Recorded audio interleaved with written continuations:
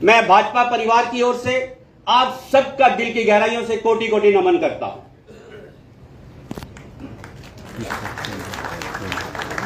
मैं मंच पर सीन अपने जितने भी डिग्निटीज बैठे हैं, अतिथि बैठे, उनसे अनुरोध करूंगा कि दीप प्रज्वलित करके कार्यक्रम का शुभारंभ करें।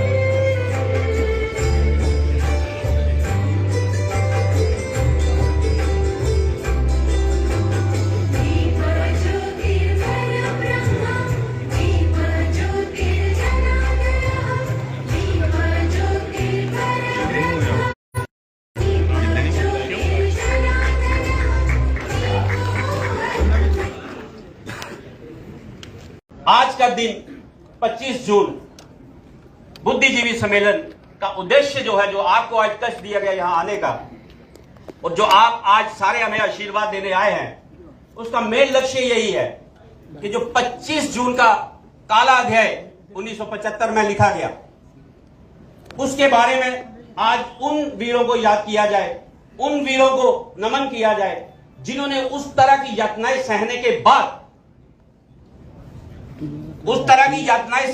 बाद अपनी जीवनी लिखी, और आज सिर उठा के हम भारतीय अपनी आइडियोलॉजी पे खड़े।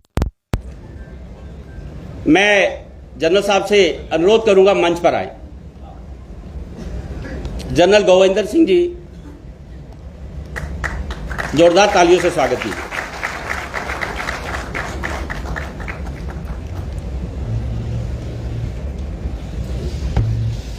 मैं प्रमुख जी से अनुरोध करूंगा बुक्के देकर जनरल साहब का स्वागत करें।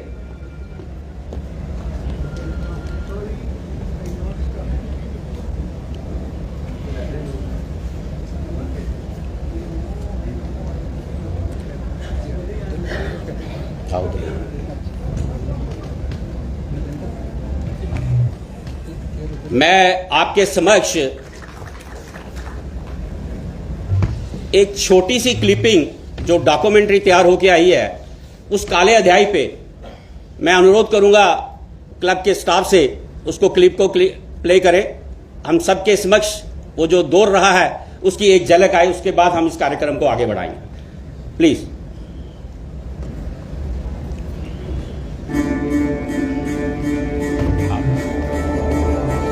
लाइट्स ऑफ कर लीजिए। क्लिपिंग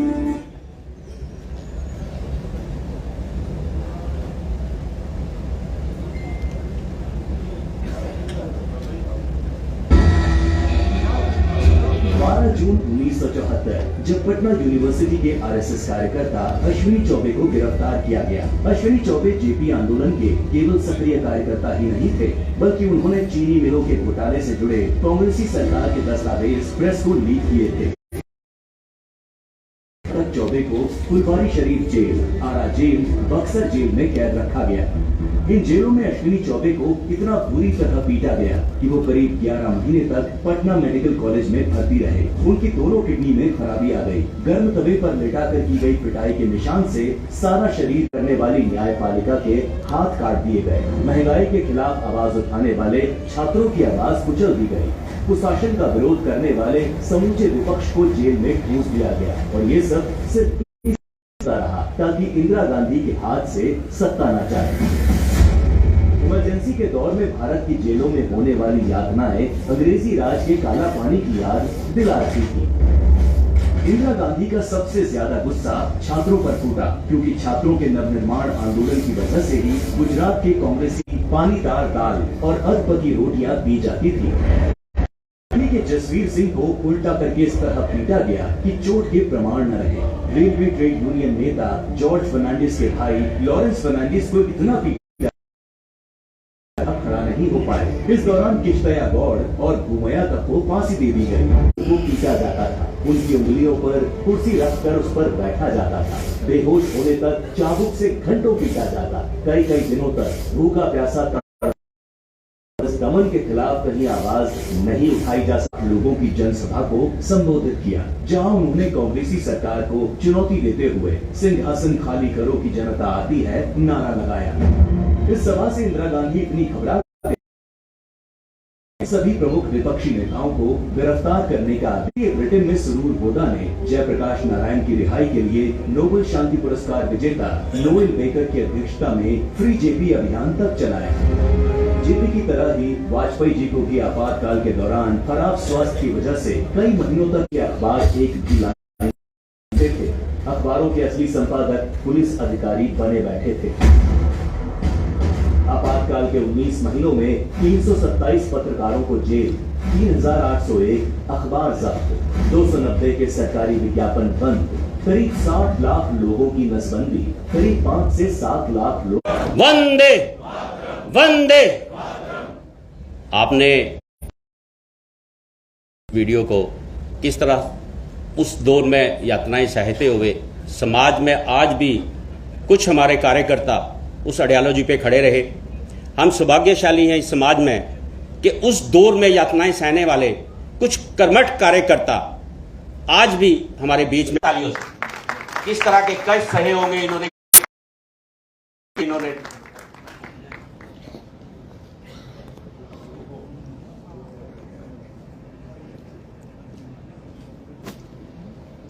मैं समाज सेवी चंद्रमोहन शर्मा जी से अनुरोध करूंगा वो मंच पर आए।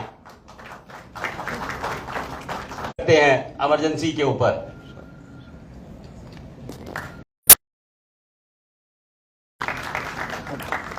सर थोड़ा जगदीश डोगरा जी,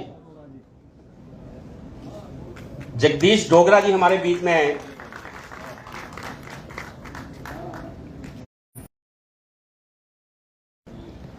जगदीश डोगरा जी हमारे के कारण डॉक्टर साहब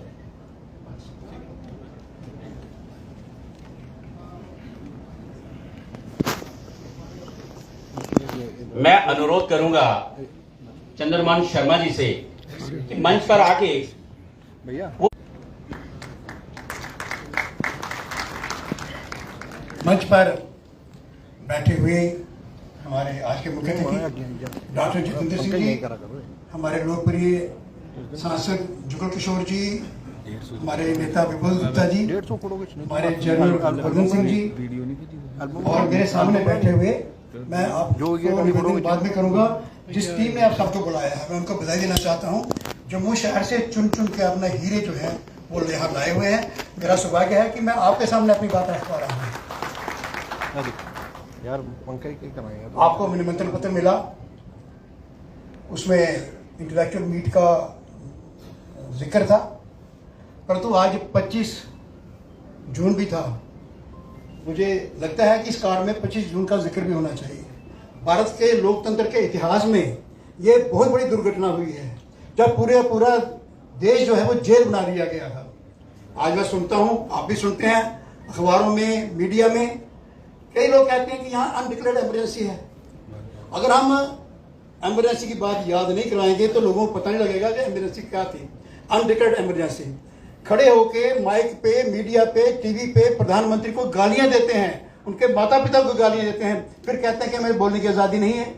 मैं एक झलक उनको दिखाना चाहता था, समय का अभाव है कि इमरजेंसी होती क्या है। यहाँ 7 बार राठौर जी का नाम लिया गया, ये हमारे साथ जेल में थे। एक हमारे कार्यकर्ताओं की सूची लेके मल्ला अफगाना से ये जा रहे थे, पुलिस ने पकड़ लिया तो उन्होंने सूची खा ली, पेट के अंदर डाल दी। उसके बाद पुलिस वालों ने इनको इतना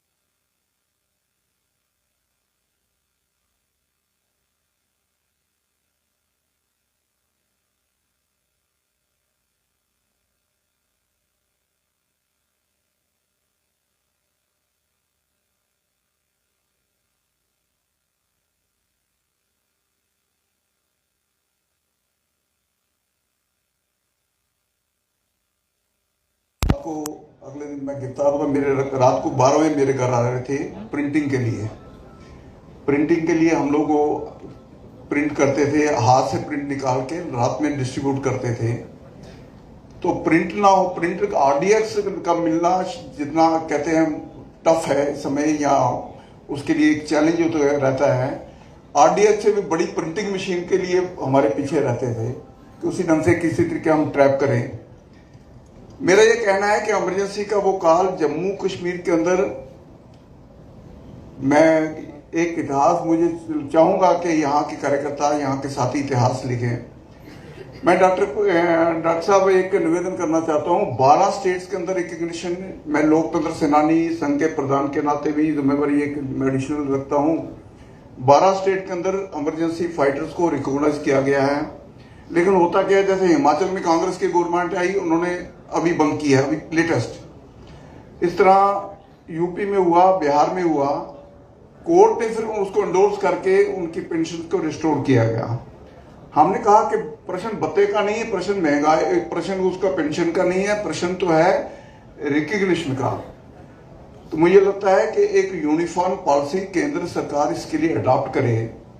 यूनिफॉर्मिटी, क्योंकि कांग्रेस आती है, बदलती है, और कोर्ट ने अपहेल्ड कर दिया हुआ है। जैसे ये स्वतंत्र सेनानी थे, उसी लाइन के ऊपर कोर्ट ने एंडोर्स किया हुआ है। तीन जजमेंट आ चुकी हैं हाई कोर्ट की। लोकतंत्र सेनानी वाज नॉट लेस। अगर लोकतंत्र आज जिंदा है तो इनकी कंट्रीब्यूशन, इनके सैक्रिफाइस के कारण है। प्रेसों की बिजली काट देना, प्रेस छपने नहीं देना, जम्मू कश्मीर के अंदर यात्राओं की मैं घटना ही बताना शुरू करूंगा जो हमारे साथ हुआ। हम उस समय अविनाश जी, मैं सिर्फ रिफ्रेश करा रहा हूं कि अविनाश जी यहाँ प्रचारक थे, सुरेंद्र जी तोमर दिल्ली के प्रचारक थे, वो इस सारे आंदोलन को लीड करने के लिए काम करते थे। सिर्फ अकाली दल पंजाब और ये लोग कर पाए, कम्युनिस्ट भी एजिटेशन नहीं कर पाए पूरे देश में, इसके अलावा कोई भी एजिटेशन नहीं कर पाया।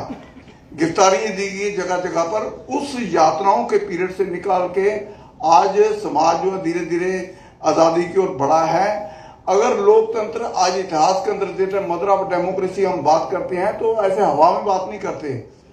उसके लिए लोकतंत्र सेनानियों का सम्मान करना, उनके इतिहास को याद रखना, उनकी कुर्बानियों को याद रखना, और किस प्रकार के काल को, जिसमें 18 महीने अंदर रहने के बाद भी ये पता नहीं था कि बाहर जाएंगे।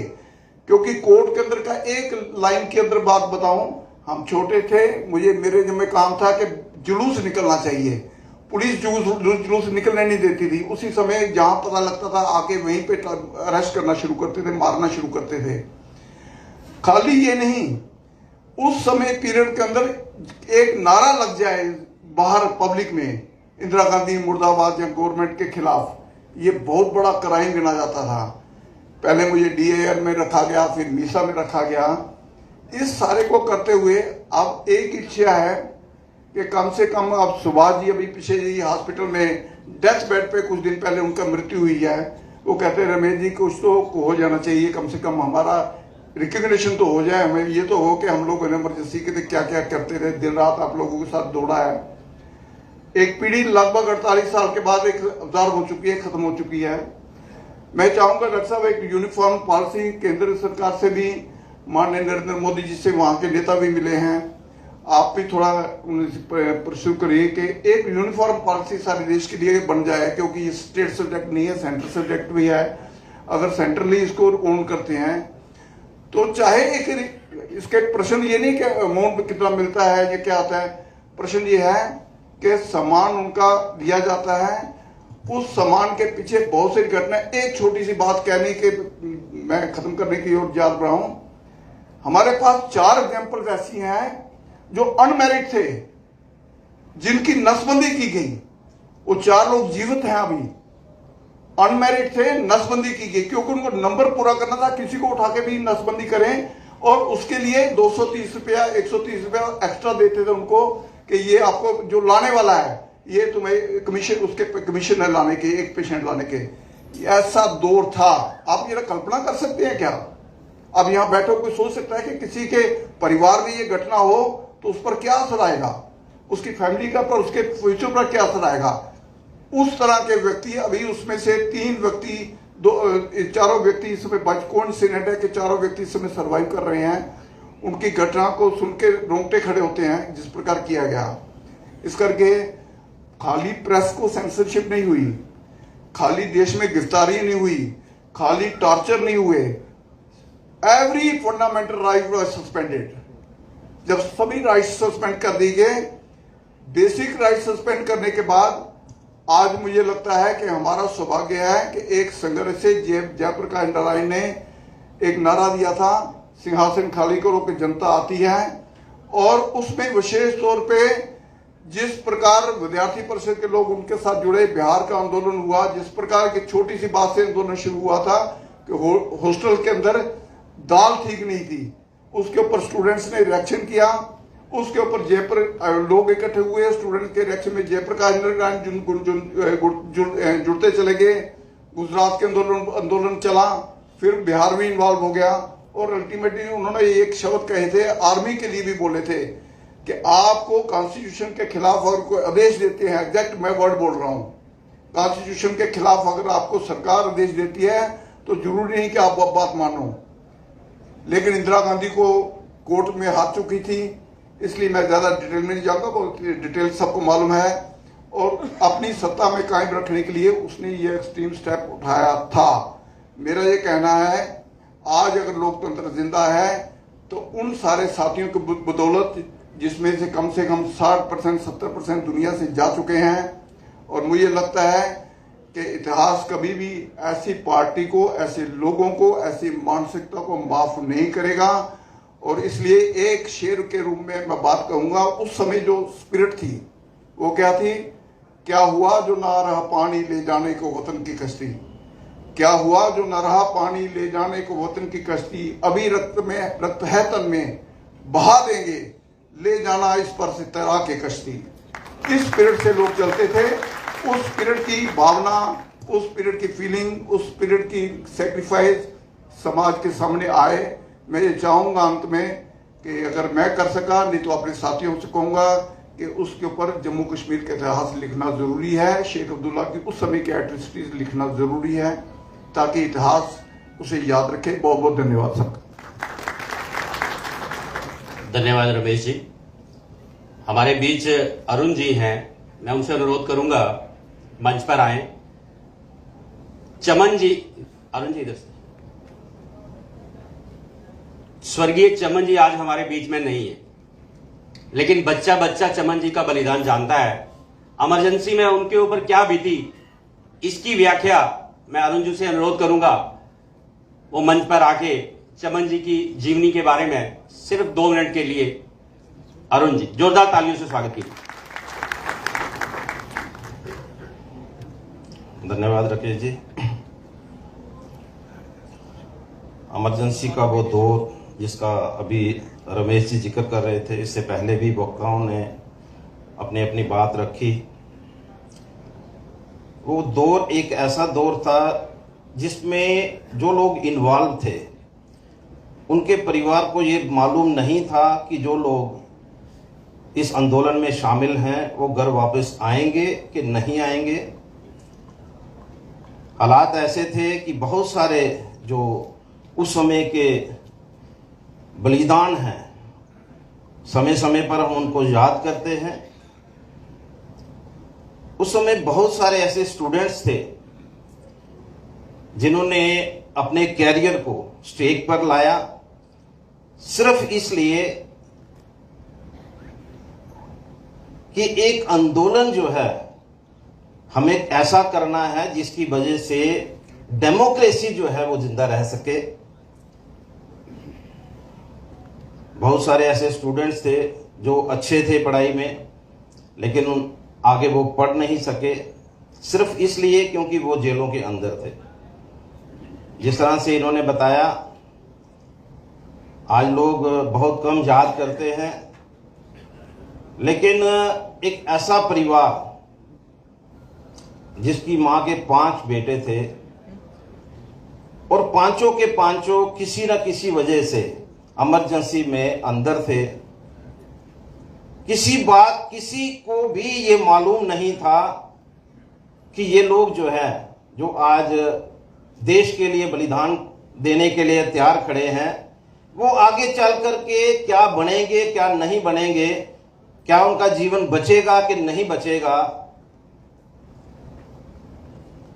लेकिन फिर भी मैं ये कहूंगा कि हमारी माताजी ने जो 5 सपूत जो है वो जन्म जिनको दिया था, हम लोग जो है इमरजेंसी में किसी ना किसी वजह से किसी ना किसी तरीके से अंदर थे। मैं भी जेल के अंदर था। मेरे जो बड़े भाई रमेश जी हैं वो 3 महीने इंटेरोगेशन में रहे।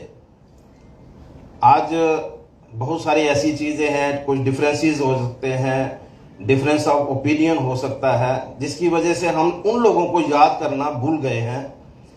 3 महीने उनकी हालत ये थी कि इंटेरोगेशन का मतलब क्या है, एक छोटा सा कमरा 10 बाई 10 का कमरा, वहीं पर उन्होंने रहना है, वहीं पर उन्होंने खाना है और बाकी के भी जो उनके डे टू डे एक्टिविटीज हैं उसी में उन्होंने करनी है। चमन जी उस समय जो है पूरे नॉर्थ के, चाहे वो दिल्ली है, चाहे वो हरियाणा है, चाहे वो हिमाचल है, पंजाब है, जम्मू कश्मीर है, इस सारे क्षेत्र की जो जिम्मेदारी थी वो चमन जी के ऊपर थी। जो पार्टी लेवल की आप कह सकते हैं, संघ लेवल की कह सकते हैं। मेरे एक बड़े भाई जो हैं डॉक्टर सुभाष, आज वो हमारे बीच में नहीं हैं, बहुत समय प्रचारक थे और प्रचारक रहते हुए जिस तरह से उन्होंने पूरे क्षेत्र के दौरा किया, चाहे वो हिमाचल है, चाहे वो हरियाणा है, हर जगह पहुंच करके और किस तरह से हमारा आंदोलन जो है वो खड़ा रहे, इस बात की चिंता की।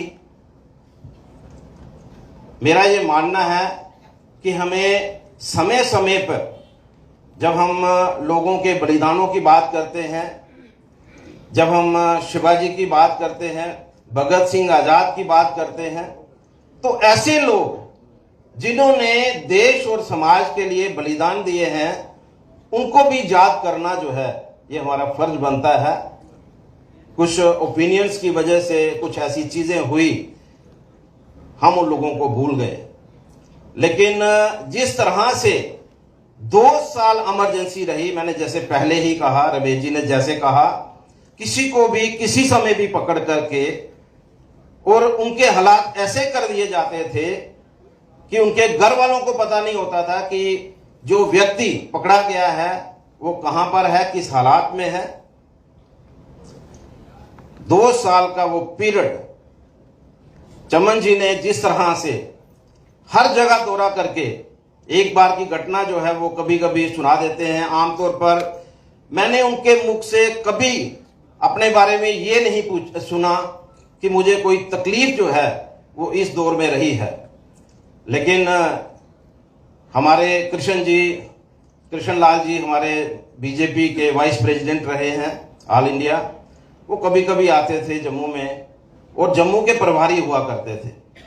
कभी कभी वही बात करते थे। चमन जी ने तो कभी अपने मुंह से नहीं कहा कि मैंने कितने दुख देखे हैं, कितनी तकलीफें देखी हैं इस इमरजेंसी में या अदरवाइज। लेकिन वो कभी कभी बात करते थे कि दिल्ली में एक बार घटना ऐसे हुई कि जैसे ही बस में चढ़े तो किसी ने पॉकेट जो है वो मार ली, यानी कि जेब से पैसे जो है वो निकल गए। और हालात ये थे कि किसी को ये बता नहीं सकते थे कि मैं कौन हूं। अब हालात ये हुए कि बस वाले ने टिकट नहीं है तो बस वाले ने उतार दिया। अब पहुंचे कहां, रास्ते कोई पता नहीं होते थे, दिल्ली में इतना आना जाना होता नहीं था, रास्ते पता नहीं थे। रात को भूखे रह करके किसी तरह सुबह अपने किसी कार्यकर्ता के घर में 6 बजे कहते हैं कि सुबह पहुंचे तो वहां जाकर के चाय का घूंट पिया। इस तरह के हालात जो हैं इमरजेंसी में लोगों ने देखे हैं। मैं जिस तरह से, क्योंकि मुझे यही कहा गया कि मैं चमन जी की बात यही कहूंगा कि उन्होंने कभी अपने दुख को पब्लिक के सामने नहीं रखा, परिवार के सामने नहीं रखा। जब भी कभी उनसे बात हुई तो जब भी हम बात करते थे कि इमरजेंसी में आपने इतनी दौड़ लगाई, 2 साल आप बिल्कुल घर में भी नहीं, घर तो आ ही नहीं सकते थे। एक बार की घटना मैं आपको बताता हूं कि घर में एक मीटिंग जो है वो कॉल कर दी गई, सभी जितने भी हमारे अधिकारी थे हमारे घर में आ गए, और आने के बाद पुलिस को भनक लग गई कि भाई चमनलाल जी जो हैं और जो दूसरे साथी हैं सभी जो हैं वो कलीठिया मोहल्ले में आ गए। और जिस तरह से पुलिस ने एकदम से हमारे घर में चारों तरफ से घेर लिया और एंटर करने की कोशिश की, लेकिन मैं अपनी बहनों के बारे में भी जरूर कहना चाहूंगा, वो भी बड़ी मार्शल रही। जो मेरी बड़ी बहन उर्मिल जंडियाल, उसकी डेथ हो गई है, उसने पुलिस वालों की वो हालत की कि उनको अपने घर के अंदर एंटर नहीं करने दिया। अगर वो घर के अंदर एंटर कर जाते तो मुझे लगता है कि जम्मू के जितने भी हमारे बड़े बड़े जो नेता थे उस समय के, जो उस समय इमरजेंसी को लीड कर रहे थे, सारे के सारे जो है उस समय अंदर हो जाते।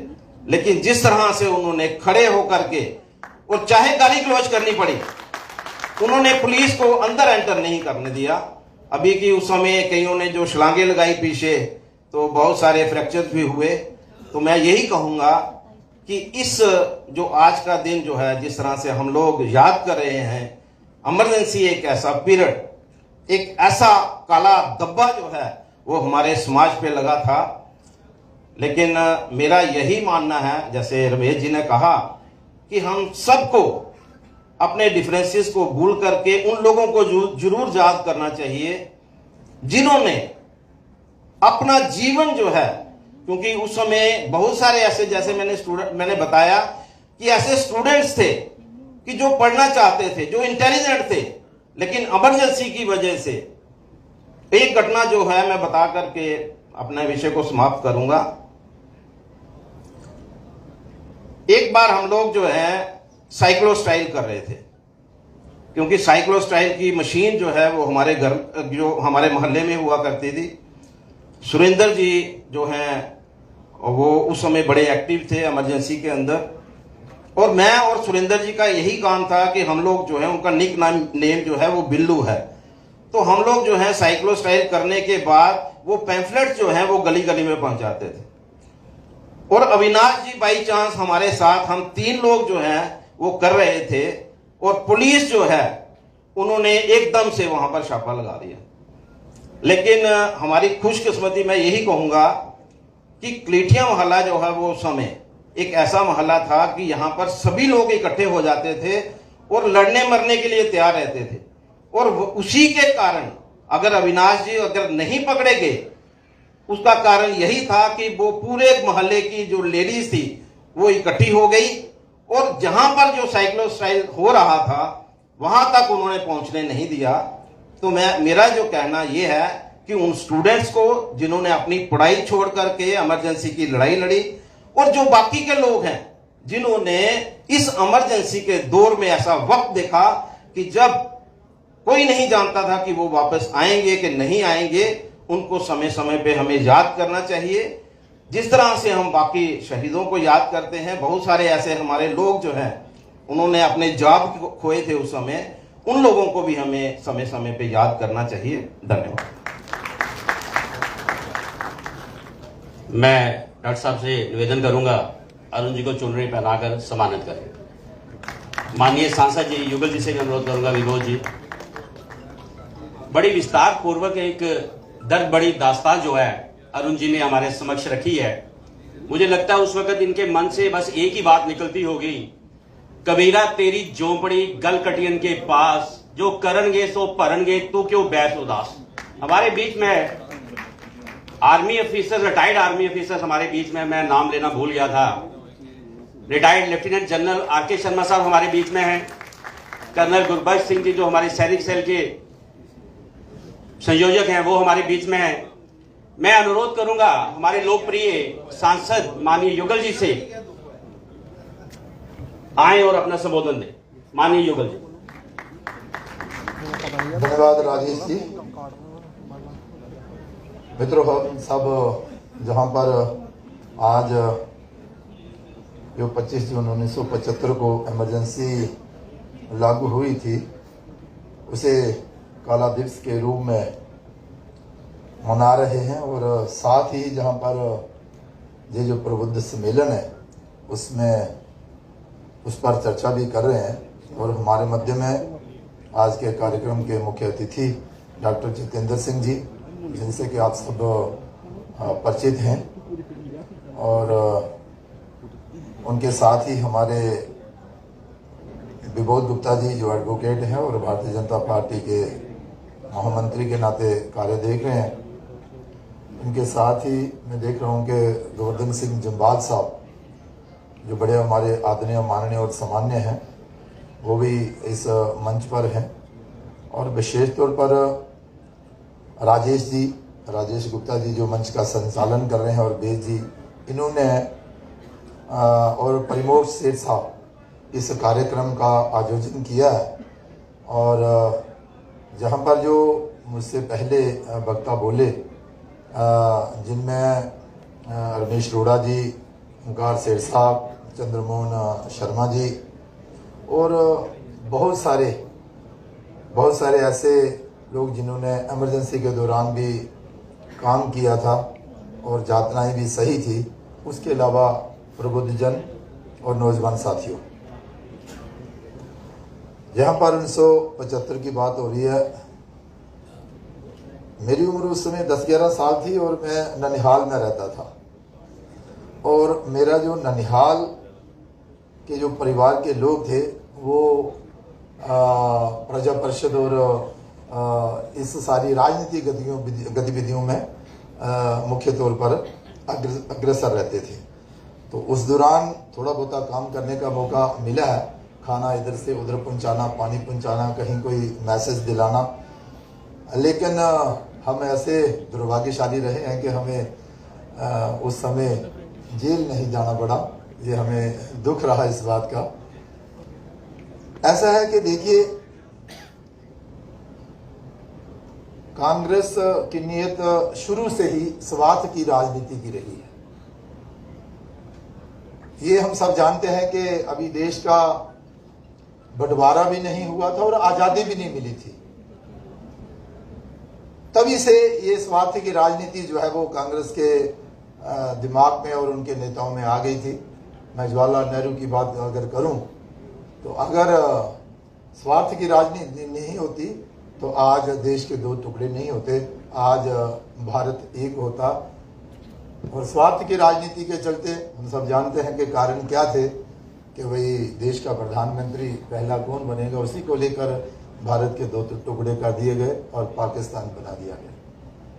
अगर उससे आगे बढ़े तो फिर जम्मू कश्मीर को लेकर स्वार्थ की राजनीति हुई और फिर जम्मू कश्मीर के भी 2 टुकड़े कर दिए गए।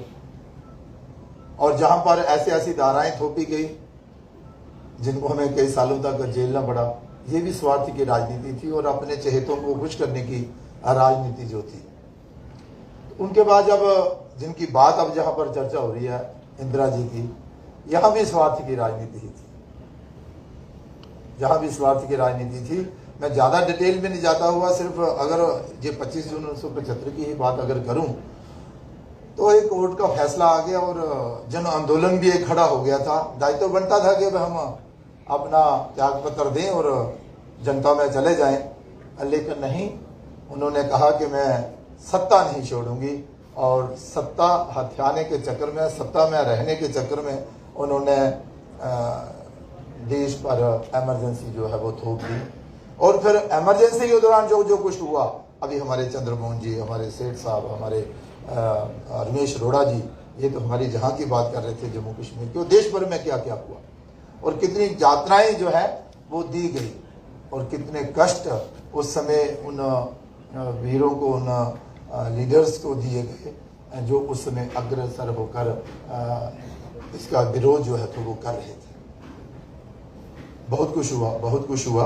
और जब जैसे अभी रमेश जी जहाँ पर बता रहे थे, अगर याद किया जाए कैसे कैसे काम उन दिनों जो थे वो किए गए, ऐसे स्वभाव के लोग भी जो थे वो इस भारतवर्ष में सत्ता पर सीन थे।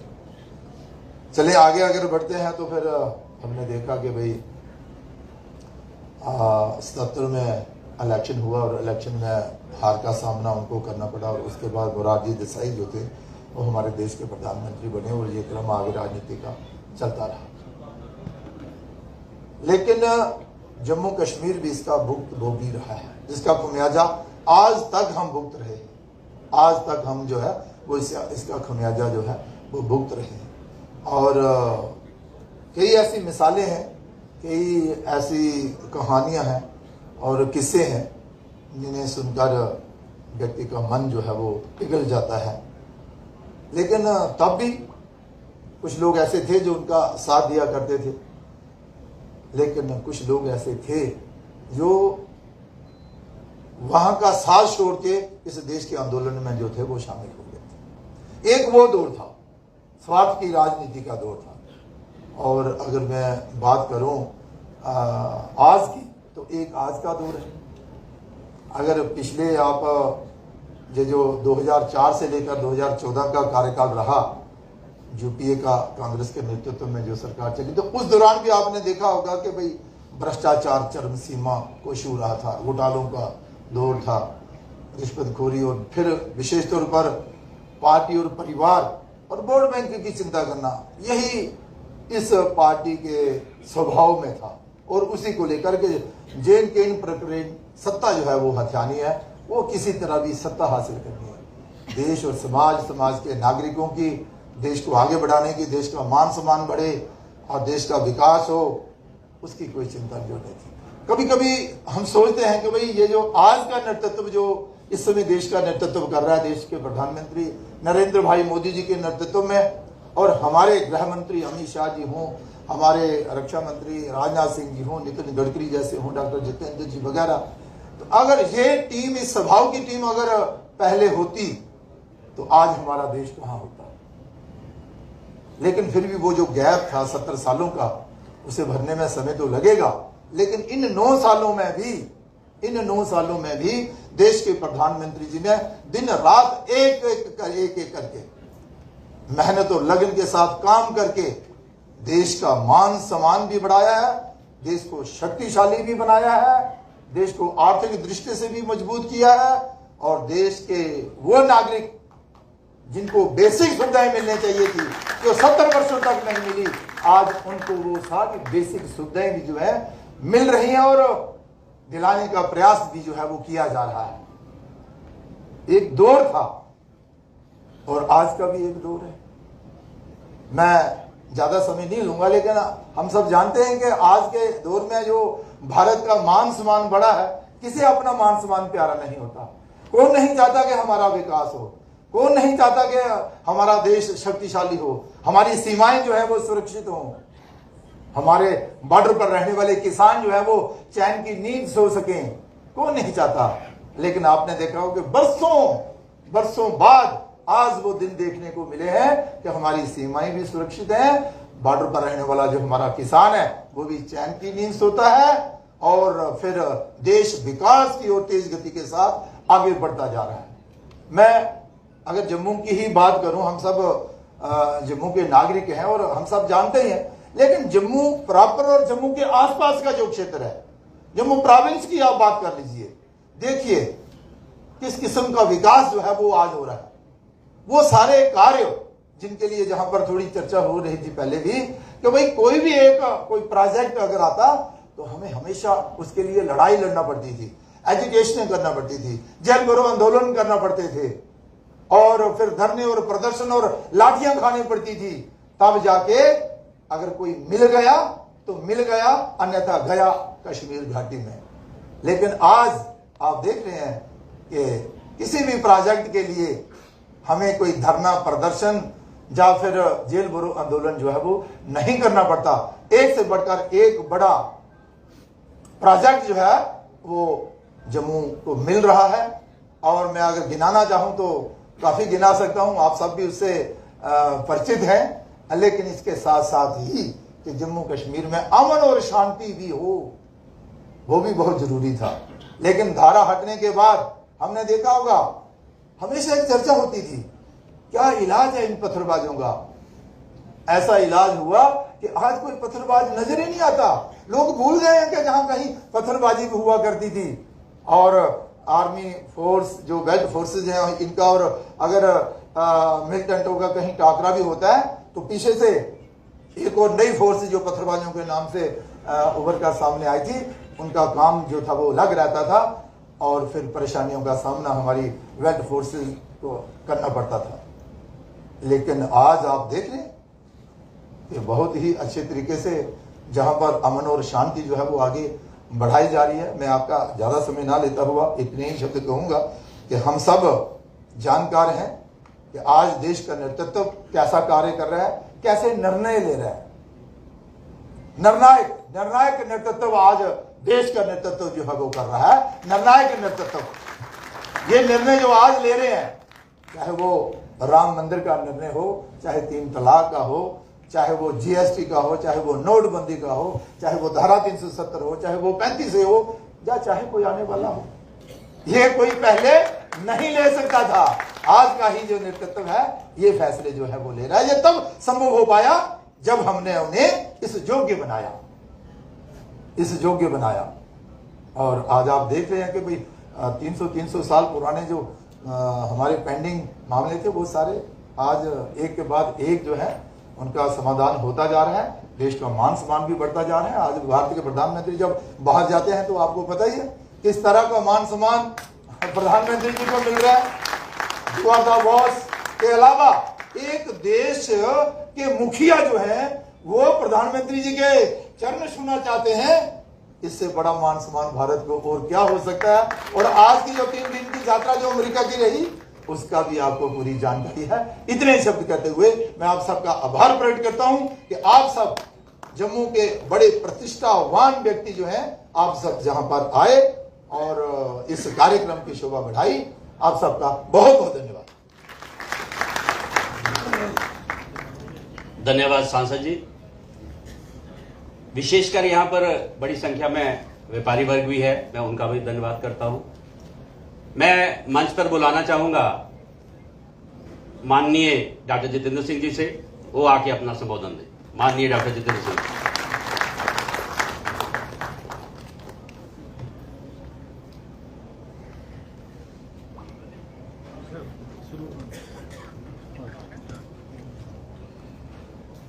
मंच पर आसीन हमारे 17वीं लोकसभा के साथी और संसद में जिस स्थान पर यह आयोजन हो रहा है इसका प्रतिनिधित्व करने वाले, पूर्व में रह चुके हमारे अध्यक्ष, ऐसे हमारे वरिष्ठ नेता माननीय श्री जुगल किशोर शर्मा जी, भारतीय जनता पार्टी के वर्तमान में प्रदेश महामंत्री विबोध जी, इस कार्यक्रम का आयोजन करने वाले राकेश गुप्ता जी, मेजर जनरल साहब,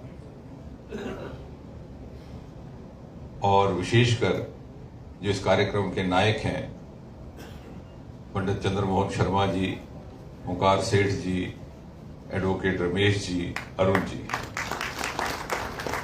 ये कार्यक्रम आपको समर्पित है और सच पूछिए तो आप ही के कारण हम यहाँ एकत्रित हुए हैं। इमरजेंसी के उस कालखंड को स्मरण करता हुआ ये कार्यक्रम आपको समर्पित है।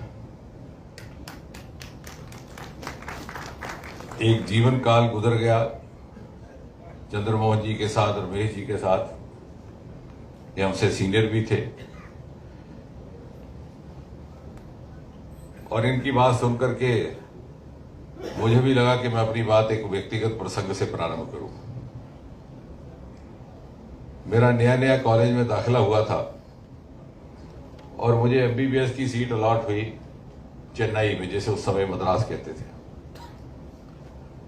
अब 16-17 बरस की उम्र में बहुत ज्यादा बाहर जाना कभी अनुभव नहीं था, तो कैसे रहेगा। तो हमारे एक सीनियर हुआ करते थे विक्रम जी, चंद्रमोहन जी और दूसरे लोग जानते हैं, जिनको परिचय ना हो तो उनके लिए आसान हो जाएगा कि हमारे वर्तमान में जो संचालक है डॉक्टर गौतम मेंगी जी, उनके छोटे भाई, अब दुर्भाग्यवश वो इस संसार में नहीं। उनके पिताजी स्वर्गीय ओम प्रकाश मेंगी जी संघ चालक थे। वो पत्र लेके मेरे घर आया, मुझे कहने लगे आपने कुछ नहीं करना, आपने ये पत्र लेकर के केवल झंडे वाला चले जाना। तो दिल्ली में जब झंडे वाला में गया तो वहां से एक और पत्र उन्होंने दिया। तो उन्होंने कहा कि चेन्नई में, जो समय मद्रास कहा जाता है, चेतपट एक बस्ती है, कॉलोनी, वहां पर संघ का कार्यालय, आप वहां चले जाइए। तो वहां जब पहुंचे तो सूर्य नारायण राव जी, जो गुरु जी के समय के थे, उनको दक्षिण भारत में संघ की स्थापना करने की जिम्मेदारी उन्हीं को दी गई थी। उनके सुरु जी कहा करते थे लोग। मैं अक्सर उनके बाद भी उनसे मिलता रहा। मेरा आखिरी उनसे मिलना 2014 में हुआ, 2016 में उनका स्वर्गवास हो गया। बड़े ही वो बुद्धिजीवी स्वभाव के थे। तो उन्होंने मुझे कहा कि ऐसा है कि जहां तुम्हारा हॉस्टल है उसके सामने हमारी युवा शाखा लगती है। उसे हाई कोर्ट शाखा भी कहा करते थे, क्योंकि मद्रास की हाई कोर्ट हिंदुस्तान की दूसरी सबसे पुरानी हाई कोर्ट थी कलकत्ता के बाद, और वो बड़ा प्रसिद्ध डेस्टिनेशन रहा करता था। तो वो भी विद्यार्थी है आप ही की तरह। मैं उनसे कहूंगा कि आपकी पूछताछ करते रहे, अगर कोई जरूरत पड़े तो आप उनको बता देना। तो धीरे धीरे उनके साथ संबंध बन गया। आयु में वो बड़े थे सबके सब। तो फिर एक अंडरस्टैंडिंग हुई। वो कह लगे साहब, आप गणेश पहन करके जब आते हैं घर से तो बस में सारे मुड़ मुड़ कर देखते हैं, तो क्यों ना हो कि तुम्हारे पास एक अलमारी है तुम्हारे कमरे में, ऊपर का दराज खाली है, उसमें हम अपने कपड़े लेकर आएंगे, गणेश यहां से पहन कर जाएंगे। अब ये रूटीन बन गई। वो सुबह आते, तब मैं कॉलेज जाने की तैयारी में होता, वो वहां से गणेश लेके अपने वो गणवेश पहन के चले जाते। जब वो वापस जाते हुए मैं चाबी अपनी दरवाजे के ऊपर छोड़ जाता। उस जमाने में इसी तरह से हुआ करता था। तो वह जब आते तो खुद ही ताला खोल लेते, अपने गणवेश वहां छोड़ देते और अपनी दूसरी ड्रेस पहन के चले जाते मेरी अनुपस्थिति में। तो एक दिन ऐसा हुआ कि वो नहीं आए। एक दो दिन गुजरे, मैंने सोचा कि शायद कोई कॉलेज का टूर इत्यादि होगा। फिर लगभग 3 दिन के बाद एक बड़े वरिष्ठ व्यक्ति आते हैं, लगभग 6:30 बजे। वो मेरे हॉस्टल का दरवाजा खटखटाते हैं। जब मैंने खोला, बोले आपका नाम जितेंद्र सिंह है? मैंने कहा, बोले यहाँ पर कुछ युवा लोग आया करते थे आपके यहाँ रोज सुबह। उनका सब आते थे, लेकिन अब तो कुछ दिन से नहीं आए। कह लगे हम यही बताने आए हैं कि उनके बारे में पूछिएगा भी मत, क्योंकि 3 दिन पहले इमरजेंसी डिक्लेयर हुई। जब वो यहां से कपड़े बदल करके गए शाखा में, आप तब तक कॉलेज चल चुके थे। पीछे से रेड हुआ और सबके सब वो हिरासत में ले लिए गए। और अब आप ज्यादा पूछताछ ना कीजिएगा, नहीं तो आपका भी वही हश्र होगा और आपकी परीक्षा आने वाली है। तो एक पहला अनुभव इमरजेंसी का उस बाल अवस्था में, उस कच्ची उम्र में हुआ। और उसके बाद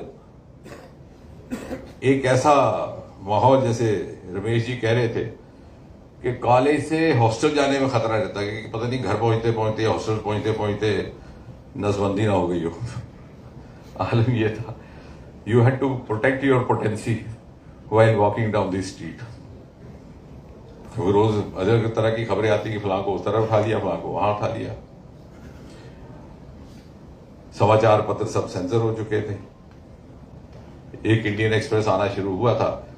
कुलदीप नायर जी को, जो संपादक थे, वो तो जेल खाने चले गए थे, लेकिन रामनाथ गोयनका जी को हार्ट अटैक हुआ था, जो मालिक थे, कलकत्ता में आईसीयू में थे। जब वहां से डिस्चार्ज हुए तो पहले सीधे आए बहादुर शाह जफर मार्ग। उन्होंने कहा कि मैं देखता हूं इंदिरा गांधी क्या करती है, मेरी प्रॉपर्टी है, मैं खुलवाऊंगा। उन्होंने पहली बार, एक ही हमारे पास सूत्र था इंडियन एक्सप्रेस का, और फिर तरह तरह के समाचार मिलते। और इतना खौफ का माहौल इसलिए भी कि जो हमारे आइकॉनिक स्टूडेंट लीडर्स थे उस समय के, अरुण जेटली जी इत्यादि, जब पता चलता कि वो भी जेल खाने में, इसका मतलब था कि कोई भी सुरक्षित नहीं था। तो कौन कहां से किससे बात करे, कहां कोई जाकर के सुना दे, इसी की शंका रहती है। एक दूसरी दिलचस्प बात हुई उन दिनों,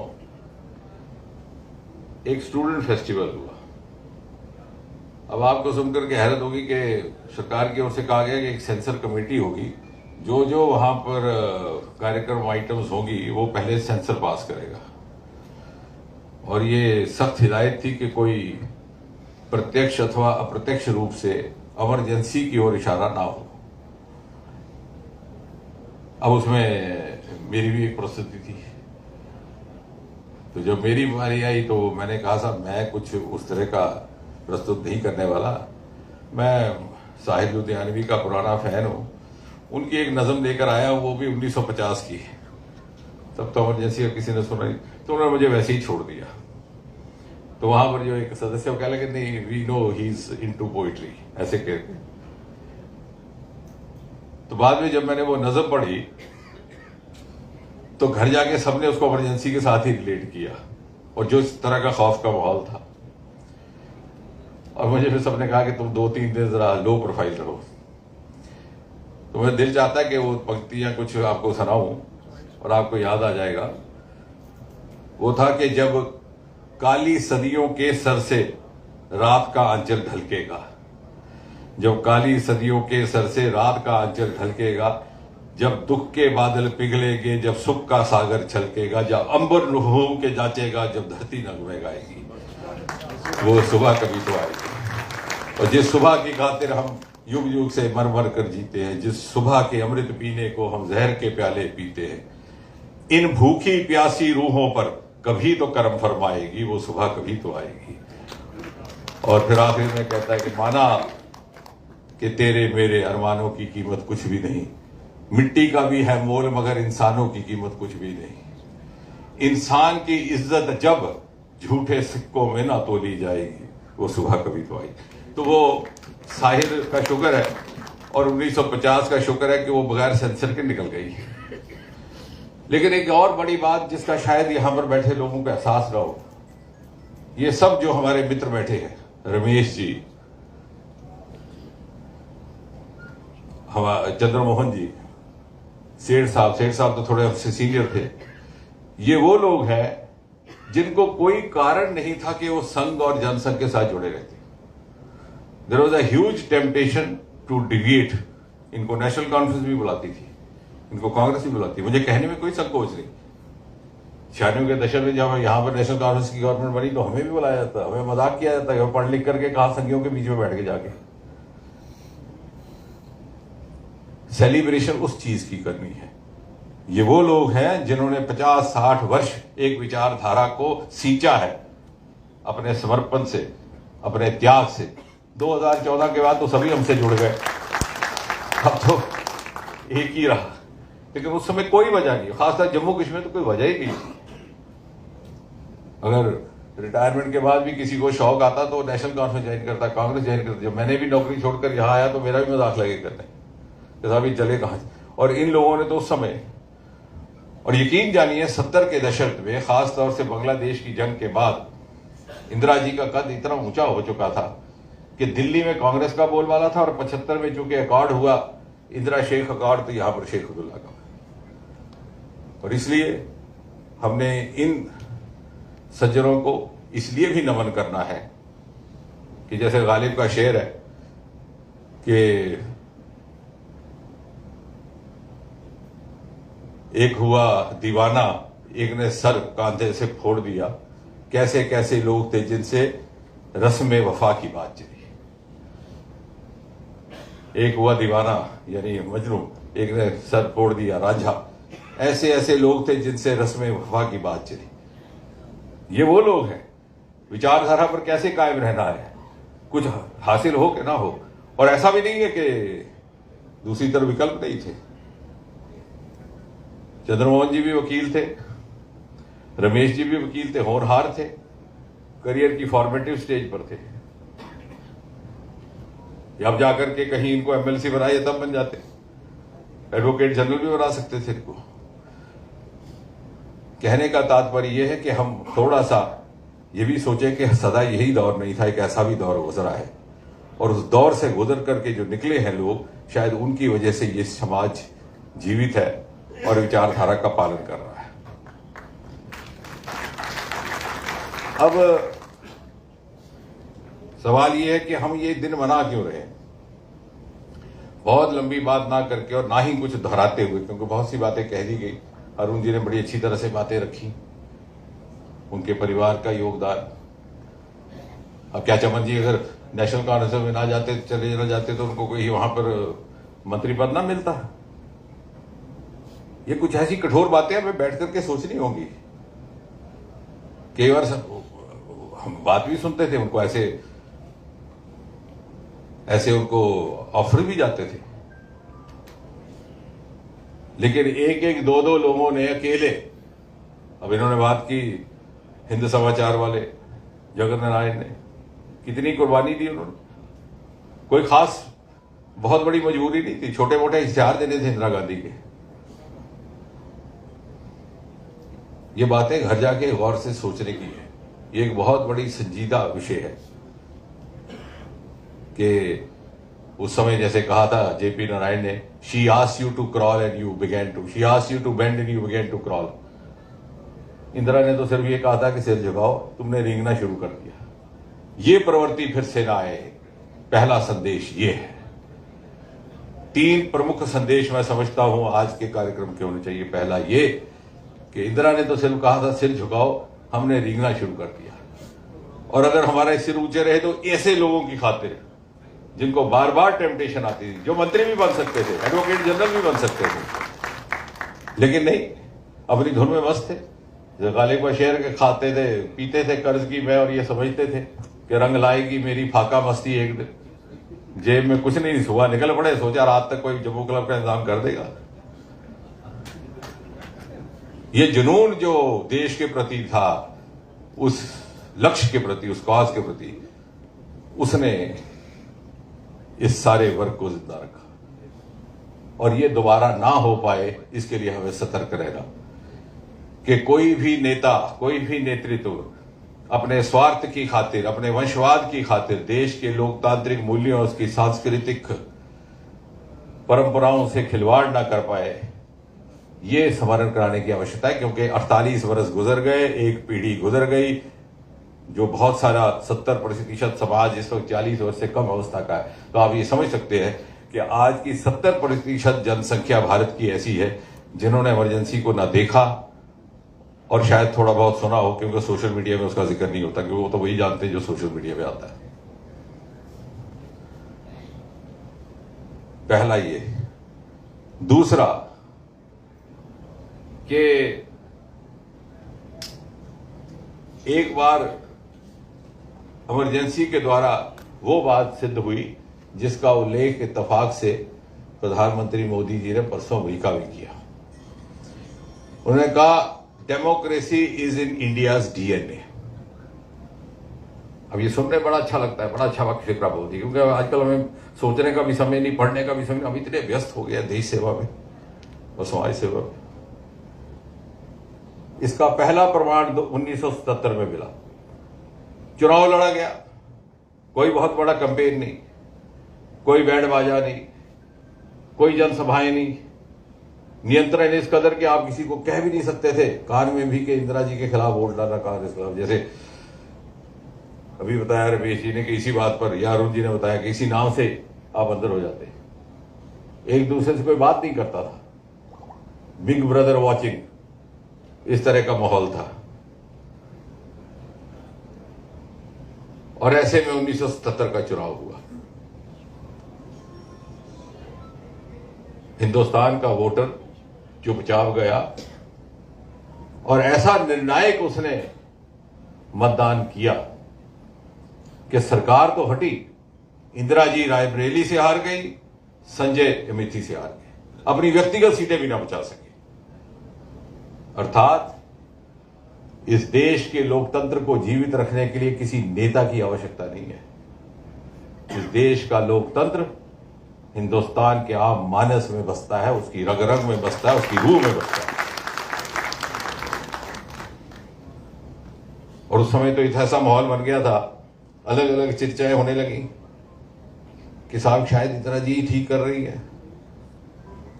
बहुत से ऐसे बुद्धिजीवी लिखने लगे। विंस्टन चर्चिल की बात आई आजादी के समय, चूंकि विंस्टन चर्चिल बहुत मुखालिफ थे इसके, और तो दे भी नहीं रहे थे। उनकी सरकार बदली, एटली प्रधानमंत्री आए, उस दौरान आजादी दी गई। As leader of the opposition उन्होंने हाउस ऑफ कॉमन्स में कहा था कि आप बहुत बड़ी गलती कर रहे हो, ये हिंदुस्तानी ऐसे लोग हैं, इनके पास कोई सलीका नहीं अपने आप को संभालने का। In 50 years they will go back to the age of barbarism. और 1975 में हमें केवल 28 साल हुए थे आजादी हासिल किए हुए। लोग ये भी सोच रहे हैं कहीं चर्चिल ही तो नहीं ठीक था, इतना बड़ा बुद्धिजीवी। But we proved him wrong and we proved him decisively wrong. क्योंकि चर्चिल ने शायद सोचा था कि हमारे पास ऐसा नेतृत्व ना विकसित हो पाए, लेकिन उसको यह एहसास नहीं था कि इस देश के कण कण में लोकतांत्रिक परंपरा है।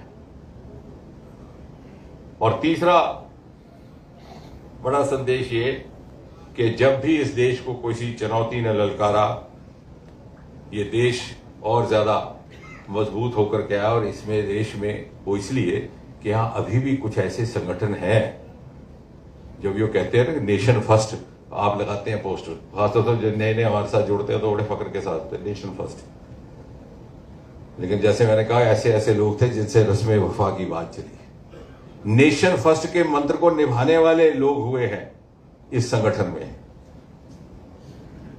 1975 में जब जयप्रकाश ने मुहिम शुरू की तो भारतीय जनसंघ ने अपने आप को डिसॉल्व करने का ऐलान किया। दुनिया के इतिहास में कोई ऐसा आपको मिसाल नहीं मिलेगी जहां कोई राजनीतिक दल अपने आप को लुप्त करता है। यहां तो सत्ता के लिए 4-4 दल बदल जाते हैं। वाजपेयी जी, अद्वानी जी के आगे जब ये बात आई कि ये समय आ गया है देश के लोकतंत्र को बचाने के लिए, हमें जेपी के हाथ मजबूत करने हैं, तो बिना किसी दूसरी बात कहे हुए जनसंघ को डिसॉल्व करने का हो। नेशन फर्स्ट जो आज हम लिखते हैं ना पोस्टरों में, आप जाके हमारे कार्यालय में देखते हैं, जो शायद नए लोग आए हो सोचते होंगे इन्होंने एक बहुत बड़ा नारा गढ़ा हुआ है। ये गढ़ा नहीं है, ये जन्मा है। ये उस जननी से जन्मा है जिसने इसको निभाया है, अपने आप को लुप्त किया। और फिर जेपी सोशलिस्ट थे। 75 से पहले कोई बहुत ज्यादा उनको जनसंघ या आरएसएस के बारे में कोई बड़ी अच्छी धारणा नहीं थी। पंडित जी को याद होगा, चंद्रमोहन को लाठी चार्ज हुआ, नानाजी देशमुख ने उनके सर पर लाठी रखने लगी थी, ऐसे बाजू रखी, उनकी बाजू फ्रैक्चर हो गई। बाद में जेपी ने नानाजी देशमुख को कहा कि आपने मेरी वजह से बड़ी तकलीफ उठा ली। तो आप जानते हैं जेपी ने क्या कहा, नानाजी ने क्या कहा? वो है नेशन फर्स्ट। उन्होंने कहा कि नहीं, मैंने तुम्हारे लिए नहीं किया, मैंने देश के लिए किया, क्योंकि इस समय जरूरत देश को तुम्हारी है। ये पूरी की पूरी मूवमेंट जेपी मूवमेंट के नाम से दुनिया में मशहूर हुई है। अगर जेपी पर कोई असर पड़ जाता तो मूवमेंट पिछड़ जाती। और फिर कुछ ही दिन बाद एक समारोह में जयप्रकाश नारायण ने बिना संकोच ये कहा था कि मुझे आरएसएस और जनसंघ के बारे में जो गलतफहमी थी उस पर मैं पशेमान हूं। इस प्रकार का समर्पित संगठन, और तब था क्या हमारे पास, हमसे तो लोग बात करते हुए डरते थे कि हमारी कहीं ट्रांसफर ना हो जाए। बहुत से जो इस हॉल में भी मौजूद होंगे। लेकिन और फिर जहां एक तरफ हम लुप्त हुए, 77 के बाद जब जनता सरकार बनी, ये जो मैंने 3 प्रमुख संदेश दे रहा हूं उसमें तीसरा ये है कि ये वो संगठन है जिसने पालन करके नियम बनाए। नारे पहले नहीं बनाए, हमारे डिक्टम बाद में बने। जब ये बात आई कि डुअल मेंबरशिप, दूसरे घटक दलों ने कहा कि नहीं, जनसंघ के जो मंत्री हैं हमारे, वाजपेयी जी थे, अद्वानी जी थे, मुरली मनोहर जोशी थे, वो आरएसएस से नाता तोड़ दे। तो एक क्षण नहीं लगाया, उन्होंने सबने अपने त्याग पत्र दे दिए। उन्होंने कहा हम जहां से आए हैं हम उस जननी को नहीं छोड़ेंगे, वापिस चले जाते हैं। और इस तरह से पुनः जन्म हुआ भारतीय जनता पार्टी का 6 अप्रैल 1980 को बंबई के अधिवेशन में, जब वो प्रसिद्ध भाषण दिया था वाजपेयी जी ने कि हिंद महासागर के तट पर खड़ा होकर के मैं ये कहता हूं, साहस करता हूं कहने का कि बादल छटेंगे, सूरज निकलेगा, कमल खिलेगा। और ये कमल खिलने का दृश्य मोदी काल में आया। एक शब्द में कहा जाए तो इमरजेंसी के काले कालखंड का प्रायश्चित सही माने हुआ तो मोदी काल में होगा। और इसका विश्लेषण जब करेंगे तब समझ आएगा। एक बहुत सारे विद्वानों ने किताबें लिखी हैं, नेहरूवियन ब्लंडर्स, कि नेहरू जी के कार्यकाल में क्या क्या ब्लंडर हुए। उसमें 3 प्रमुख आते हैं। एक आता है अनुच्छेद 370 का, जिसकी बात अभी हुई, जुगल जी ने भी की, उसका भी प्रायश्चित इसी कालखंड में हुआ। दूसरा आता है non allied movement, Nehru ji ने शुरू की यूगोस्लाविया के मार्शल टिटो, इंडोनेशिया के सुकार्नो के साथ मिलकर के, 10 साल भी ना चल पाई। 1971 में इंदिरा जी ने सोवियत अकॉर्ड किया, क्योंकि अपने आप को बचा रहा था, वहां से 7th फ्लीट आ गया था, नॉन अलाइड मूवमेंट दफन हो गई। कल मोदी जी ने अमेरिका में मल्टी अलाइंड अप्रोच की नींव रखी, मल्टीपोलर। हम रशिया के साथ भी अलाइंड है, हम अमेरिका के साथ भी अलाइंड है, हम सबके साथ अलाइंड है, सबका साथ सबका विकास की बात करते हुए उन्होंने कहा। और तीसरा चीन को लेकर के, जब दिल्ली की गलियों में 1960 में चौवन लाई के साथ खुली गाड़ी में नेहरू गए और हिंदी चीनी भाई भाई का नारा लगाया गया, तो वाजपेयी जी ने सबसे पहले इसकी चेतावनी दी थी, और 2 ही साल में उनकी बात सच निकली। नेहरू जी का स्वास्थ्य खराब होने का एक वो भी कारण निकला।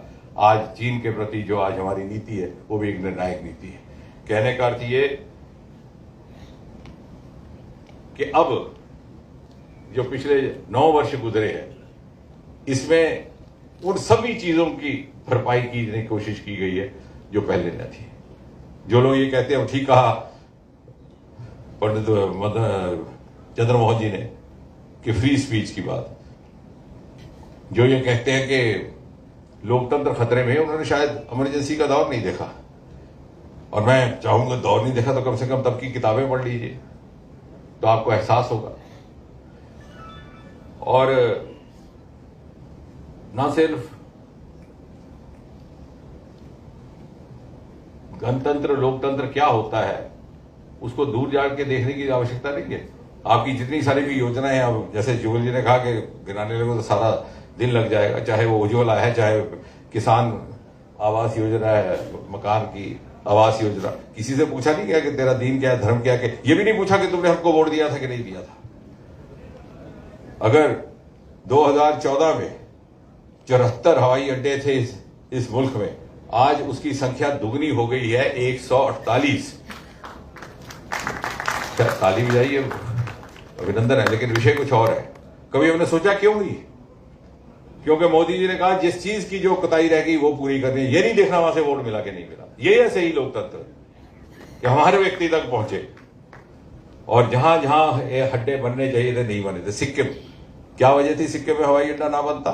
दुनिया का सबसे बड़ा पर्यटक स्थलों में एक है, लेकिन क्या फायदा था? एक MP बनना है ना, वो सरकार बना सकता है दिल्ली ने, छोड़ सकता है, और वो भी कांग्रेस का था नहीं। क्या वजह थी कि अरुणाचल प्रदेश में हवाई अड्डा ना बनता? सीमावर्ती राज्य है, चीन के साथ लगता है स्ट्रेटेजिकली भी जरूरी था। पिछले साल जाके ईटानगर में बना।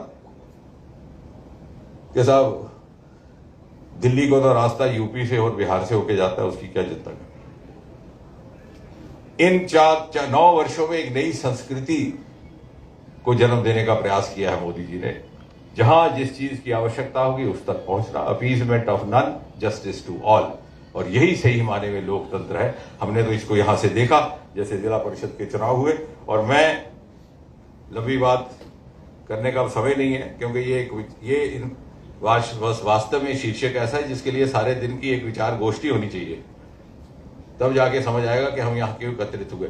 लेकिन संक्षेप में मैं ये कहूं कि अब जैसे आपने कल पिछले 2 दिनों में दृश्य देखा, आज हिंदुस्तान उस स्थान पर आकर के खड़ा हो गया। हमें इंडो सोवियत ट्रीटी करने की आवश्यकता नहीं, जैसे इंदिरा जी ने की थी अपने बचाव के लिए। आज दुनिया के विकसित देश हमें बराबर की सतह पे देखते हैं। आपने कभी कल्पना की? और ये कहकर के बात समाप्त करता हूं, अंतरिक्ष के क्षेत्र में जब हमने अपनी अंतरिक्ष यात्रा प्रारंभ की तो अमेरिका चांद की धरती पर मानव उतारने की तैयारी कर रहा था। 1969 में उतार भी दिया उन्होंने, नील आर्मस्ट्रांग, और हम लोग गीत गाते थे चंदा मामा दूर के। आज क्वांटम जंप है 9 वर्षों में, और आज अमेरिका हमसे सहयोग की अपेक्षा कर रहा है। ये जो आर्टेमिस अकॉर्ड हुआ है, 2 प्रमुख निर्णय जो मोदी जी के दौरे में, एक आर्टेमिस अकॉर्ड और एक इंटरनेशनल स्पेस स्टेशन पर, वो कह रहा है कि भारतीय वैज्ञानिक हमारे साथ आए। आज अमेरिका को उतनी हमारी जरूरत है जितनी किसी समय हमें सोवियत यूनियन या अमेरिका की थी। And therefore to sum up, India's time begins now. This is going to be India's decade, and 21st century is going to be India's century. And truly, Modi has redeemed the wounds of emergency.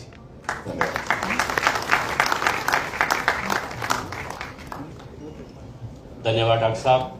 बुद्धिजीवी सम्मेलन हो और आपका संबोधन ना मिले तो ये आज सम्मेलन अधूरा रहता। हमारे बीच में बड़ी मात्रा में मातृशक्ति बैठी हुई है, मैं उनको भी धन्यवाद करता हूं। साथ ही साथ सबसे पीछे वाली रो में मेरी एक कोई माता जी आई हुई हैं जो व्हील चेयर पे आई हैं। इतनी बड़ी बारिश में वो व्हील चेयर पे आई है, जोरदार तालियों से उनका स्वागत कीजिए। आज हमारे कार्यकर्ता बड़ी तैयारी करके बड़ी डिटेल रिपोर्टिंग करने के लिए, जिसमें वाई शर्मा साहब ने बड़ी डिटेलिंग रिपोर्ट बनाई हुई थी, लेकिन डॉक्टर साहब ने अभी वापस दिल्ली जाना है और सुबह राजनाथ सिंह जी के साथ वापस कल पहली फ्लाइट में जम्मू आना है, इसलिए समय की थोड़ी कमी रहते हुए हमने इस कार्यक्रम को संक्षेप में रखा। मैं अभी बुलाना चाहूंगा अपने जितने भी सेल्स के कार्यकर्ता है जो मेरे भाई तरफ खड़े हैं, मैं वेद जी से अनुरोध करूंगा कि माता का चित्र देके डॉक्टर साहब को सम्मानित करें। सभी कार्यकर्ता ऊपर आ जाए।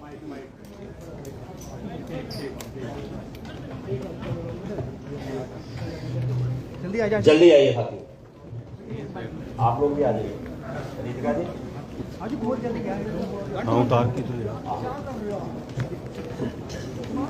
जितनी तेजी से आप मंच पे आए हैं उतनी जल्दी आपने मंच खाली भी करना।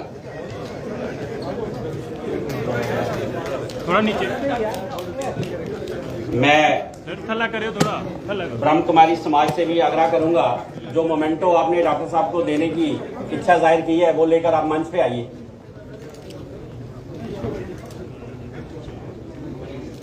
ब्रह्म कुमारी समाज, चलिए 2 पार्ट में ले लीजिए। चलिए 2 पार्ट में चलिए मंच से चलिए मंच से। जिसका हो गया वो भी ठीक है, जिसका नहीं होगा वो भी ठीक है। मैं ब्रह्म कुमारी समाज से अनुरोध करूंगा मंच पर आए। रवि जी,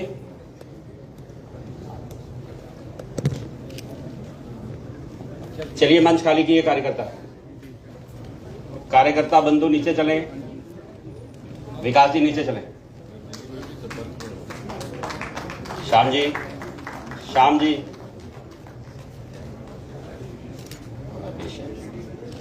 जेडी जी ब्रह्म कुमारी समाज के साथ।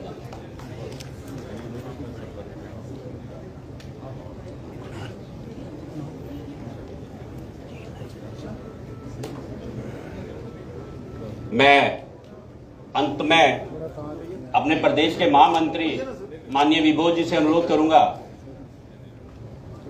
कि वोट ऑफ थैंक्स के लिए मंच पर आए। मेरा आपसे अनुरोध है कि जम्मू क्लब से बाहर निकलते हुए जो साथी जानते हैं,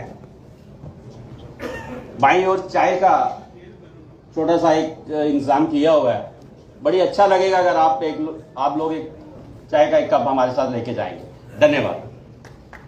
भारत माता की, भारत माता की। इतना सब हमने सुना और फिर जोश ना हुआ ना। भारत माता की, भारत माता की। आज के इस इंटेलेक्चुअल हमारा जो सम्मेलन है, इसमें हमारे बीच में हमारे मुख्य अतिथि माननीय डॉक्टर जितेंद्र सिंह जी, भारत सरकार में जो मंत्री हैं, और उनके साथ हमारे जम्मू के सांसद माननीय जुगल किशोर शर्मा जी, राकेश महाजन जी, वह मेरे सामने बैठे हुए अलग अलग शोबों में रिटायर हुए, चीफ इंजीनियर रिटायर हुए, आईएएस ऑफिसर्स यहाँ रिटायर हुए हैं, डॉक्टर्स रिटायर यहाँ बैठे हैं, एडवोकेट्स बैठे हैं, हमारे व्यापारी यहाँ पर बैठे हैं। मैं मान के चलता हूँ कि पूरा जम्मू जहाँ बैठा है, आप सबका यहाँ पर मैं धन्यवाद करता हूँ कि कीमती समय निकालकर आप सब यहाँ पर आए। 2 शब्द इस आज की बात के ऊपर मैं रख के बात को समाप्त करूंगा। इमरजेंसी को लेकर हम सब ने सुना, इमरजेंसी की बात सुनी, 10 बाय 10 के कमरे के अंदर रखा गया, इंटरोगेशन की गई। उस 10 बाय 10 कमरे के अंदर किस ढंग से रह सकते हैं, आप अंदाजा लगाइए, आज तो हमारे बाथरूम जो है 20 बाई 20 के, हमारे घरों के बाथरूम 20 बाई 20 के हैं और 10 बाई 10 कमरे में इंटरोगेशन हुई। किस ढंग से उसमें नाखून जो है वो निकाले जाते थे, किस ढंग से बाल जो है वो निकाले जाते थे। वो जो एक दौर था, और वो दौर किसके दौर के अंदर आया? इंदिरा गांधी जी के दौर के अंदर आया। आज उस नेहरू परिवार के इकलौते वारिस विदेश में बैठकर बात करते हैं कि भारत में हिंसा है, भारत घृणा की तरफ जा रहा है, भारत से डेमोक्रेसी खत्म हो रही है। ये बात कम से कम उनको शोभा नहीं देती है कि आज जब भारत डेमोक्रेसी, डॉक्टर साहब ने बात बताई कि डेमोक्रेसी तुम्हारी खून में है, वसुधैव कुटुंबकम की बात तो भारत की संस्कृति में है, विश्व का कल्याण हो भारत की संस्कृति में है, और उस भारत को डेमोक्रेसी कोई सिखाएगा ऐसा नहीं होने वाला। भारत ने डेमोक्रेसी पूरी दुनिया को दी है, पूरी दुनिया को बताया है कि डेमोक्रेसी कैसी होती है, कि पूरी दुनिया, चाहे यहूदी हो, चाहे किसी हमारे इस समय तिब्बत से आए हुए हमारे लामा हो, उनको शरण अगर कहीं मिली तो भारत के अंदर मिली। इस बात को भी ध्यान जो है वो हम सबको रखना होगा। आज जम्मू की जब हम बात करेंगे, इमरजेंसी को अगर हम एक तरफ रखेंगे तो जम्मू ने एक बड़ा संघर्ष किया। एक देश में 2 विधान, 2 प्रधान, 2 निशान नहीं चलेंगे। उसमें डॉक्टर श्यामा प्रसाद मुखर्जी की शहादत हमने दी, उनकी शहादत हुई, जम्मू के अंदर बलिदान हुए, और तब से लेकर बम गोले की एजिटेशन तक अगर हम चले आए, जब अमर अब्दुल्ला और महबूबा जी कहती थी कि भाई 1 इंच जमीन जो है हम नहीं देंगे, 1 इंच जमीन हम नहीं देंगे, वो उस दौर के अंदर जम्मू खड़ा रहा। और आप सब लोग ओपिनियन मेकर हैं, आप लोगों ने ही यहां पर जो है जम्मू के लिए संघर्ष किया है। इसलिए भी भारतीय जनता पार्टी आप सबका धन्यवाद करती है कि आपके कारण जम्मू जो है उसने अपनी लड़ाई जो है प्रजा परिषद से लेकर आज तक लड़ी है। अगर हम बात करें, जब यहां सरकार बनी, पीडीपी नेशनल कॉन्फ्रेंस की सरकार बनी, उस समय कुछ लोगों ने कहा कि सत्ता सुख के लिए जो है ये इन्होंने जो है अपने बलिदान को बेकार कर दिया। आज इनकी गाड़ी के अंदर 2 झंडे लगे हुए हैं जी, बीजेपी के मंत्री हैं, देखिए जी सबके आगे जो है 2 झंडे लगे हैं, तिरंगा भी है और दूसरा झंडा भी है। लेकिन जम्मू ने मैंडेट दिया था, सरकार बननी थी। 3.5 साल के बाद हमें अगर सत्ता सुख का भोग करना होता तो सरकार से हाथ नहीं खींचते। और उसके बाद 5 अगस्त 2019 आया। एक देश में 2 विधान, 2 प्रधान, 2 निशान, डॉक्टर श्यामा प्रसाद मुखर्जी की उस बात की, उस शहादत को सही मायने में श्रद्धांजलि माननीय प्रधानमंत्री नरेंद्र भाई मोदी जी ने दी। और आज 5 अगस्त 2019 के बाद जो नया जम्मू कश्मीर है, रोज सोशल मीडिया में हम देख रहे हैं कि हमारे बच्चे जो है, हमारी फैमिली जो है कश्मीर के अंदर घूमने जा रही है। कितने वर्षों बाद हम कश्मीर के अंदर घूमने की तरफ गए। जिस कश्मीर के अंदर आतंकवाद था, अलगाववाद था, पत्थरबाजी चलती थी, हम टीवी पे देखते थे कि सामने आर्मी की गाड़ी है और 20 बच्चे जो है कॉलेज के जो है वो पत्थर मार रहे हैं और आर्मी कुछ नहीं कर पा रही। आज वहां से पत्थरबाजी गुम हो गई, आज बंद का कैलेंडर गुम हो गया। आज पाकिस्तान की जगह हिंदुस्तान जिंदाबाद के नारे लगते हैं, भारत माता की जय के नारे लगते हैं। वहां हुर्रियत का दफ्तर बंद हो गया, हुर्रियत के दफ्तर के ऊपर जो है भारत माता की जय लिख दी गई। ये बड़ा बदलाव जो है, ये विचारधारा का बदलाव है। ठीक कहा राहुल गांधी ने कि विचारधारा की लड़ाई, वो उनकी जो विचारधारा जो परसों पटरा के अंदर इकट्ठे हुए, उनकी विचारधारा भारत तोड़ने की है, उनकी विचारधारा जो है भारत को बेचने की है। और भारतीय जनता पार्टी की विचारधारा प्रजा परिषद से लेकर आज तक की विचारधारा हम सब ने देखी। इमरजेंसी के नायक हमारे बीच में बैठे हुए हैं, जिनका नाम डॉक्टर साहब ने 3-4 बार यहाँ पर लिया है, चाहे उसमें चंद्रमोहन जी हो, रमेश अरोड़ा जी हो, हमारे ओंकार जी हो, और चमन जी का नाम आया। और इनके साथ और बड़े ऐसे साथी हैं। राजौरी से अगर हम बात करें तो कुलदीप राज गुप्ता जी हो, अगर हम उधमपुर से बात करें तो हमारे लाला शिवचंद्र जी हैं। कितने ऐसे लोग हैं जिन्होंने इमरजेंसी के अंदर जो है यहाँ पर जो है मारे खाई हैं, जिसके कारण आज यहाँ पर हम खड़े हैं। एक बार फिर आप सबका दिल की गहराइयों से मैं धन्यवाद करता हूँ और ये कहना चाहूंगा कि हमें अभी एक निर्णायक लड़ाई की तरफ हम जा रहे हैं, एक विचारधारा की लड़ाई के अंदर। उसमें एडमिनिस्ट्रेटिव फैसले अगर कुछ ऐसे आते हैं जो हमारे खिलाफ जाते हैं, हमें वो भी देखना होगा कि अगर उनको लेकर हम लोग अपनी विचारधारा से अलग ना हो, इस बात का भी ध्यान हमें रखना होगा। धन्यवाद। बहुत अच्छा विभू जी। अभी सिर्फ 2 मिनट का समय मैं लूंगा। हमारे बीच में, मैं पहले भी नाम मैंने संबोधन में बोला था, सतपाल राठौर जी अभी हमारे बीच में हैं। ये भी इमरजेंसी के दौर में यातनाएं सहते रहे। मैं डॉक्टर साहब से अनुरोध करूंगा इनको भी सम्मानित चुनरी पहना के करें प्लीज। और इसके बाद राष्ट्रीय गान के साथ हम इस कार्यक्रम का समापन करेंगे। राष्ट्रीय गान के समय सब अपनी अपनी जगह पे खड़े हो जाएंगे।